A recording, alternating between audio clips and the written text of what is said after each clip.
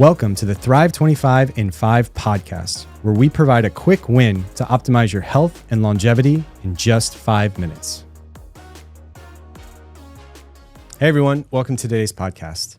Did you know we have 300,000 items in our home? And if you're a parent, that number is probably way higher. American kids make up less than 4% of children on the planet, but own 47%. Yes, almost half of all the world's toys and books. Pretty much all of us are spending more and more time at home, including working from home. But with all of this stuff, it is clogging our brains. Now, when it comes to our health, media headlines often talk about the time we spend online. And not just the time we spend online, but how we spend that time. You're not engaging with one person on Instagram or YouTube. You're scrolling through hundreds of reels. You don't have just 5 apps on your phone. You've got over 100. It's overwhelming and leaves us drained. All of this clutters up our mind, and we have to have a detox. But that same thing is actually true in the physical world. Research shows there are 3 ways that too much stuff messes with our brain and our health. Number 1, it limits our ability to focus. Stanford actually ran a study of MRI scans of the brain when people were overwhelmed with too much stuff, and it literally changes how our brain reacts. We can't get a clear intention and are left feeling completely jumbled in our brains. Number 2, higher stress. Piles of clutter physically raises our cortisol levels and puts us into fight or flight mode. Too much of this hormone does all kinds of horrible things to our body, like high blood sugar, potential to gain more weight. Absolutely not good for us. And finally, clutter leads to procrastination. It's like the paradox of choice. When we have too many options, our brain doesn't know what to do and it doesn't choose anything. So when we have so much going on around us, our brain shuts down and we don't even know where to begin. Add this to the lack of focus and clutter, and it absolutely crushes our productivity. So if you want to get more done, make sure your workspace is free and clear of anything you don't need. Now, we started by talking about these 300,000 things in our home. How do we start to get rid of them? We have 3 questions here to ask yourself when going through what we call clutter. First, don't ask, will I wear or use this again? It's so easy to justify that with a yes. Of course you can say, sure, I may need that someday. Instead, ask, do I love this and will I wear or use it often?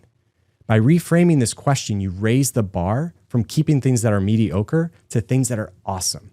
It's like when Marie Kondo asked, does this bring joy? But with the added sense of purpose. Now, tied to that first question, we put a lot of value on stuff we already own because it's ours. But try to get out of that mindset and instead ask, how much would I pay for this today? It all comes down to economic incentives. If you wouldn't buy it today, there's a good chance you don't need it. And the last one is, don't ask if you should go through your stuff. Ask, what schedule will I commit to for decluttering? It's just like anything else. If you don't have it on the calendar, it won't happen until it gets way out of hand. Now, this is all based on us as individuals. For me, I go through my stuff in my office every week. I go through the kids' playroom every month, which honestly I could do daily. And I go through my closet of clothes and random stuff that's piled up every 3 months. That frequency depends on how often you need to do it before it becomes a problem for you. But it's not just getting rid of stuff to be more productive. Removing clutter actually gives us more clarity, more control, and actually more enjoyment in life. You can see this in groups like the minimalist. Getting rid of stuff helps us answer the question of why we're so attached to it. We can better understand what gives us meaning and what doesn't. Because there's undoubtedly gifts and special items that represent amazing parts of our past.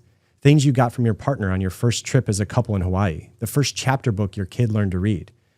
But getting rid of the things that don't matter make these even more special and give you a better sense of what does and doesn't represent your life and your values. I love this quote, "The wisdom of life consists in the elimination of the non-essentials."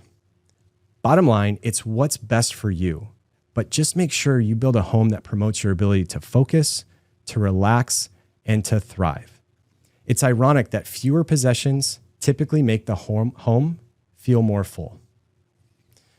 That's all for today's podcast. Thanks for joining. We'll see you back here on Wednesday. Have an awesome day.